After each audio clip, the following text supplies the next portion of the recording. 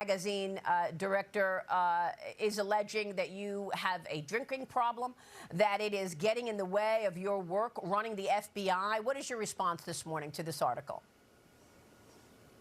Look, Maria, you and I have been at this together for a long time, whether I was leading the investigation on Russiagate back in the House or my time in the Trump admin 1 and now. And the results, I say, speak for themselves. If the fake news mafia isn't hitting you personally with baseless information in Washington, D.C., then you're not doing your job. And it's louder than ever because this FBI, under President Trump's brilliant leadership and backing the blue and backing law enforcement, this FBI has the most prolific year in crime reduction in the United States history.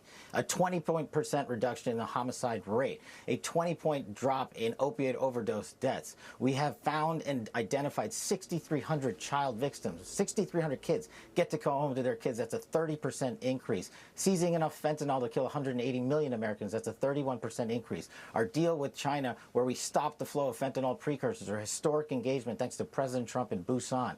And our work continues. We've captured 8 of the top 10 most wanted fugitives in the world, to include rapists, murderers, terrorists, and narco traffickers. That's twice as many as Joe Biden did in 4 years. President Trump and this FBI got done in 14 months. So if I'm not doing my job, if I'm not working, then how is it that the FBI delivered the safest America under President Trump's leadership in the history of our country? And so, you know what? They can beat their drums and stand next to toxic waste all they want, but that doesn't make it toxic waste. And Maria, I'm happy to announce on your show that we are not going to take this laying down. You want to attack my character? Come at me. Bring it on. I'll see you in court.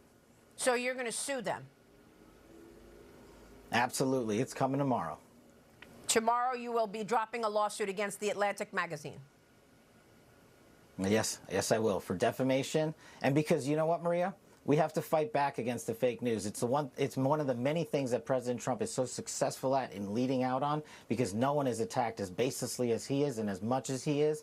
And our leaders that get attacked under his brilliant leadership must do the same.